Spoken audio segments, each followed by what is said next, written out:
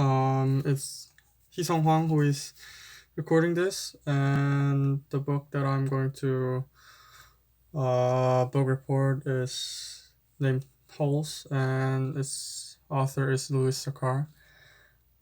Stanley, a boy who has bad luck due to a curse placed on his great-great-grandfather, is sent to Camp Green Lake, a juvenile detention camp for a crime he did not commit. Stanley and the other boys at the camp are forced to dig large holes in the dirt every day. Stanley eventually realizes that they are digging these holes because the warden is searching for something. As Stanley continues to dig holes and meet the other boys at the camp, the narrator intervenes three separate stories to reveal why Stanley's family has a curse and what the warden is looking for. When he was a boy, Stanley's great-great-grandfather, uh, Elia, received a pig from Madame Zeroni in exchange for a promise. Elia's promise was that after the pig grew strong, he would carry Madame Zeroni, who only had one leg, up a mountain and sing her a song that she had taught him. After becoming disillusioned with the girl he thought he loved, however, Ella hops a boat to America, forgetting his promise to Madame Zeroni. Elia marries and has a child in America and always thinks about Madame Zeroni, who he believes has cursed him because of his failure to fulfill his promise. He knows that Madame Zeroni's son lives in America, but Elia never finds him. 110 years before Stanley arrives at Camp Green Lake, the town of Green Lake is a beautiful place where peach trees bloom throughout the spring. In this Texas town, the school teacher, Catherine Barlow, falls in love with Sam, the onion seller. Sam sells onion to eat and to use for medical purposes. While Catherine and Sam are alive, racism is institutionalized in the United States, and it is against the law for a black man to kiss a white woman. Because Sam is black and Catherine is white, the people in the town became irate when they find that Catherine and Sam have kissed. Charles Walker, the richest man in town, has always wanted to marry Catherine. He is already mad that Catherine does not wish to go out with him, so when he finds out that she is in love with Sam, he gathers the townspeople to burn the schoolhouse and attack Sam.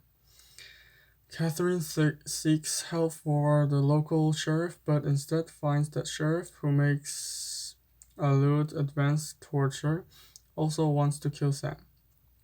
Catherine and Sam attempt to escape, but their boat is destroyed while only halfway the lake, and Sam is killed.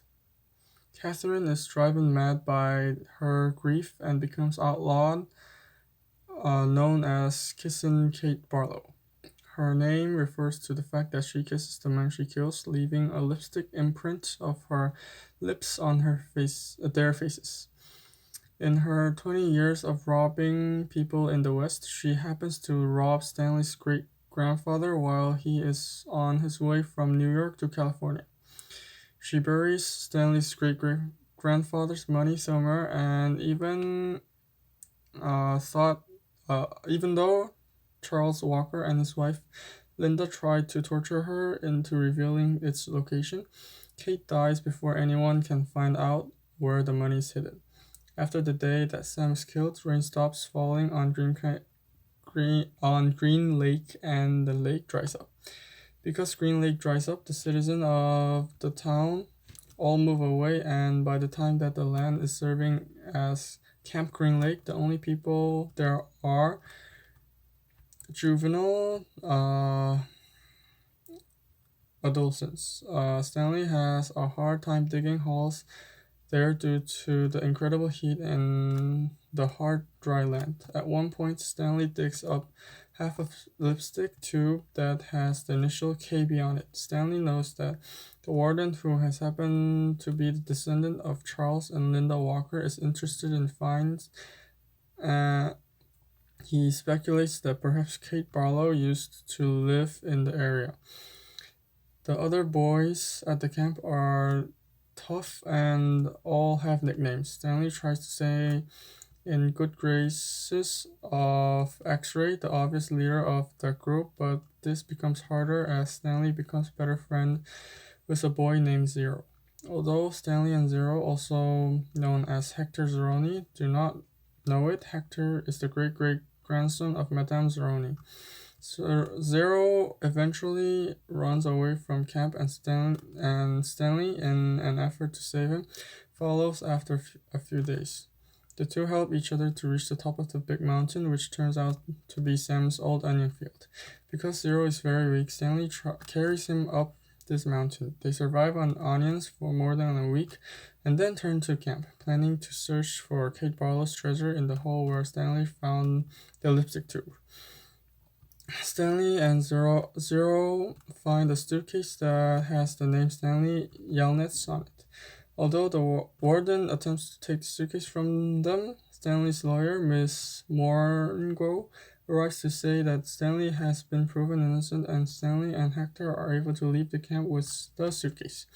It turns out the suitcase contains many valuable items and is in fact the same suitcase that Kate Barlow took from Stanley's great-grandfather, also named Stanley Yelnats, so many years ago. At the end of the book, it seems that Yelnats' family curse is lifted. Hector is united with his mother, from whom he was separated many years ago, and Stanley's father finally succeeds in inventing something, a cure for foot odor. While at Camp Green Lake, Stanley is improved his physical strength and his self-confidence, in addition to making a true friend.